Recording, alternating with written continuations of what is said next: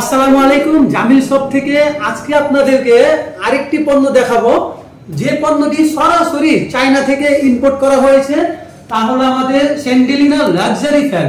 যেমন এই যে একটি কালার, এই যে একটি কালার, এই যে একটি কালার। বাতাসটি কিন্তু সাউন্ডলেস, কোনো ধরনের শব্দ হবে না।